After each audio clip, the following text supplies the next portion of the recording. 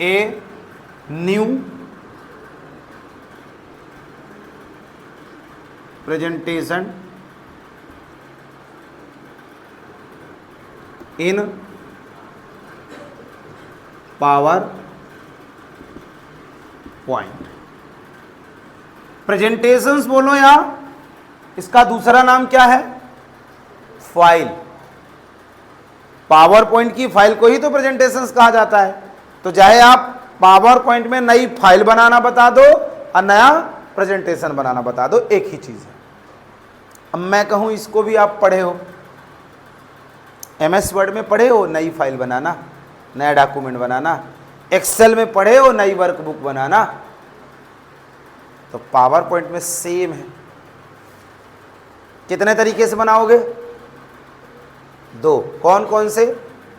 Number 1 blank और number 2 template. बिल्कुल। तो पहले परिभाषा में थोड़ी बताना है तो बता सकते हो, थोड़ी नहीं, वैसे कभी कभी ये पेपर में आ जाता है, प्रैक्टिकल एग्जाम में खास कर आया करता है। प्रैक्टिकल एग्जाम में वो क्वेश्चंस आएंगे जो प्रैक्टिकल करने के लिए आपको लैब में दिखाया या बताए जाते हैं, जैसे ये मोस्टली है। तो बताइए कि सर जब पावर पॉइंट में हम काम करना प्रारंभ करते हैं तब हमारे पास सर्वप्रथम जो स्क्रीन आती है पावर पॉइंट को खोलने के बाद, वहां से हम अपने पावर पॉइंट में नए प्रेजेंटेशंस का निर्माण कर सकते हैं। प्रेजेंटेशंस हम दो प्रकार से बना सकते हैं। एक ब्लैंक, जो हमारी स्लाइड को पूर्णतः खाली करके लाता है, उसमें 2 प्लेस होल्डर रखता है जहां पे हम अपनी चीज़ों क्या कर सकते हैं, एंट्री करते हैं। और दूसरा एक आता है टेम्पलेट, जिसमें सर बना बनाया एक रूप हमारे सामने स्क्रीन पे शो किया जाता है, सिर्फ अपनी चीज़ों को उसके ऊपर हमें एंट्री करनी होती है। सर हम इन दो में से जो इच्छा हो, या तो खाली वाला प्रेजेंटेशंस बनाएंगे या तो टेम्पलेट वाला बना सकते हैं। या पावर पॉइंट में काम करते समय जब हम एक प्रोजेक्ट कंप्लीट कर लेते हैं या हमारा एक प्रेजेंटेशंस बन जाता है, उसके बाद सर हमें नया प्रेजेंटेशंस कभी बनाने की आवश्यकता पड़े तब भी हम नए प्रेजेंटेशंस का निर्माण पावर पॉइंट में कर सकते हैं। या तो पहले या तो बनाने के बाद, दो में से कोई एक तरीका तो बताओगे, दोनों लिख देना बेटर है।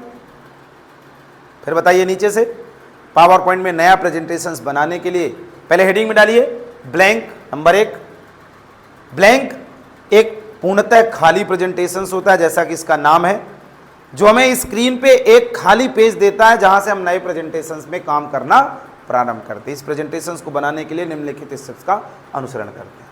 क्या बोलोगे? फाइल टैब में जाते हैं, न्यू पर क्लिक करते हैं और वहां से उपस्थित इंटरफेस से ब्लैंक प्रेजेंटेशंस का क्या करते हैं, चुनाव कर लेते हैं।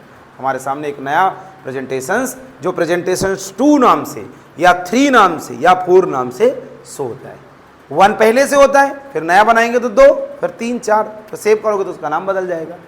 या विकल्प के तौर पे आप कह सकते हो Ctrl+N दबा देते हैं। फाइल टैब में ना जाके हम क्या करेंगे, Ctrl+N दबा देंगे, तो Ctrl+N से ब्लैंक ही प्रेजेंटेशन बनेगा, टेम्पलेट वाला नहीं बनेगा। फिर दूसरा बताइए टेम्पलेट। सर टेम्पलेट एक मास्टर पेज होता है या बना बनाया पहले से एक प्रेजेंटेशंस होता है, जिसपे हमें चीज़ों को सिर्फ अपने तरीके से एंट्री करना होता है। हमें ऐसे काम को भी करने की सुविधा देता है जिसके बारे में हम दूर दूर तक नहीं जाते।